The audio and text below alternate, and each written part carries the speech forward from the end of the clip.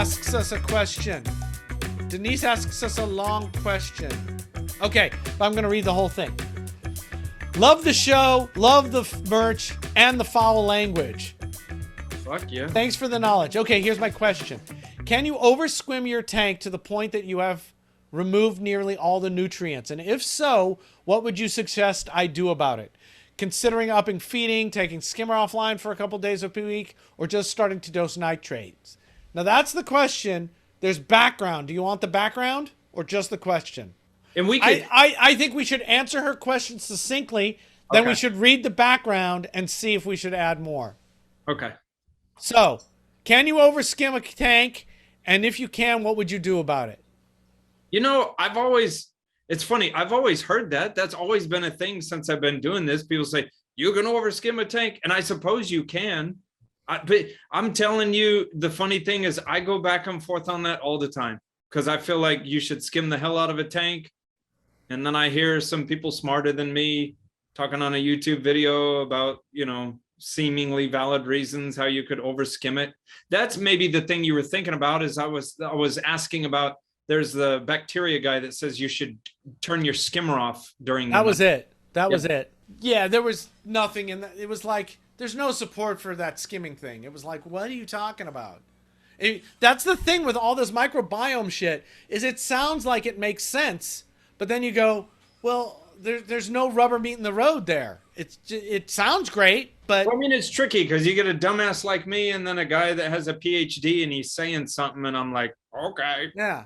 Well, it's the same thing as saying, oh yeah, if a big fucking snow monster hits you, just get in the bacta tank for a while. The bacteria will take care of all your injuries. And you're like, and then you got to go, no, that's fucking Star Wars. That doesn't actually exist yet. So we can't actually do that. Get in the tauntaun. Yeah, they're warmer on the inside. Especially if you cut them open. Yeah. So, yeah, that was it. I don't know. You know, and again, I want all that stuff to be awesome and work, but, you know, I don't know.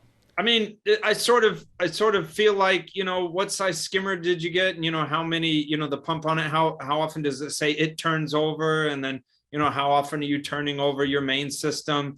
And it's like, in order to get a skimmer, I could be absolutely wrong. As a matter of fact, everything I've ever said on the show, I could be absolutely wrong. But it just seems like it would be difficult to really over skim a tank. Now, I've noticed another thing. If you put a really big skimmer on a smaller tank, and you'll see the skimmer just like pull out a little bit and then not do anything for a while. I've accidentally done that before when I mismatched skimmers to systems.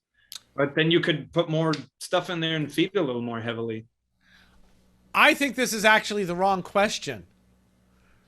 I think this comes from people trying to do ultra low nutrient tanks and thinking nutrient levels being low are the most important thing to a reef tank. So they don't feed a lot. They are hyper crazy about cleaning everything. And then they blame the skimmer for the tank not having enough stuff in it to keep stuff alive. Yeah. So I think it's not that you've over skimmed. I think it's that you've under fertilized.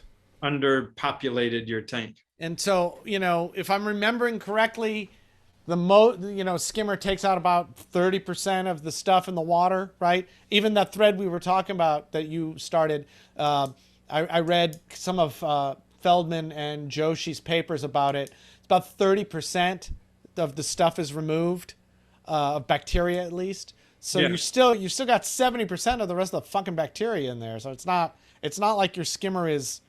I mean, if your skimmer is that efficient, tell me which one it is, and yeah, right. Buy them because I've never seen one that damn efficient. My shorter answer is, if you're worried about that, you're not putting enough nutrients into your tank. Yeah, because I'm all for the biggest skimmer possible, and I want to feed the crap out of everything. Yeah. So there you go. There's two answers. Let's look at the current situation that she said. Thank you, Denise.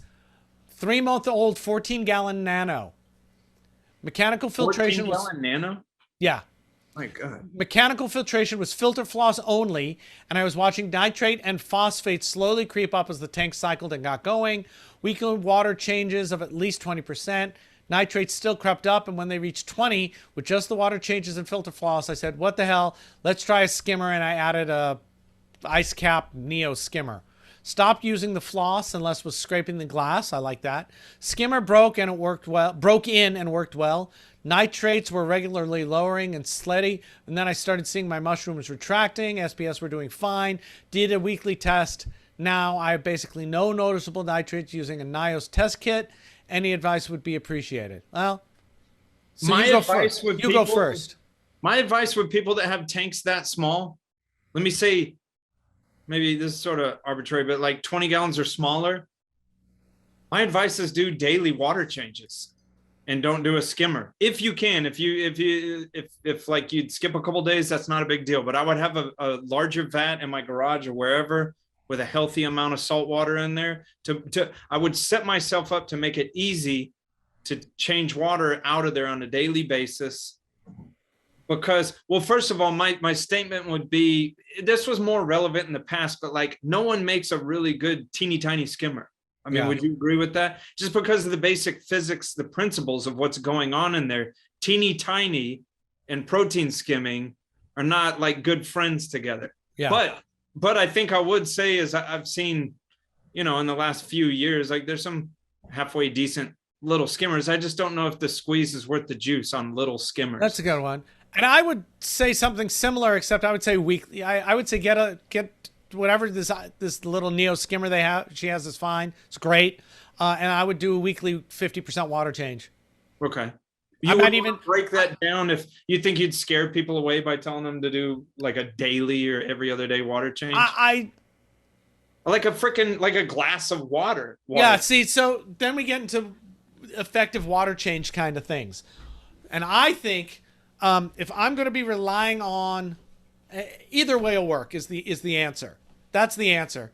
Either way will work. If you can automate it, great. If not, I would just, every week or every other week, I would go and do a 50% water change with water from the store. I wouldn't even bother mixing it myself. But that's me. If you got a garage and shit and you want to make up 20 gallons of water every week, great. Couldn't imagine chasing numbers on a 14-gallon tank. Yeah, and also it's a pistol. It's a 3-month-old tank, So yeah, I mean, with the nitrates and the phosphates with the nutrients, I mean, that young of a tank, like, maybe it'd be hard to say that the full plethora of beneficial bacteria is not necessarily in there, and nutrients are going to be wonky anyways. Yeah, I would feed more. I mean, the thing is, I saw seeing she saw her mushrooms retracting. That could mean a million different. That could mean a million things. Yeah, it's a 3-month-old tank.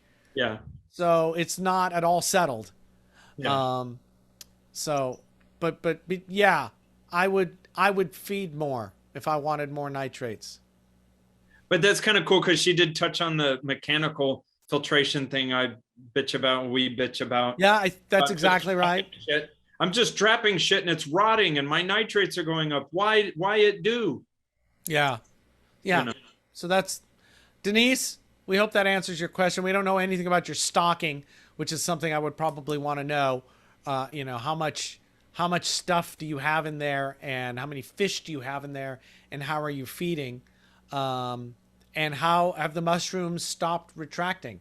Is the question. How long has it been since? They could retract for with the lighting. They could retract with temperature, salinity differences, stuff like that. And as you all know, I don't really give a shit about nitrates. I don't really give a shit about what you do. I don't even know what I would do with a nitrate test that came back less than 10. My head would go, how is that even possible? No, maybe you would be worried that that's ultra low nutrients for your tank. Yeah, I did add a bunch of those Polyp Lab bio blocks, the new ones. Mm-hmm. They were kind enough to send me some that I want to use as an experiment, but I got enough to also with tourmaline. No, not tourmaline. Oh my God! Stop it. Wait, that's mass spec. That's a different thing. Whatever. So there you go, Denise. Thank you for everything.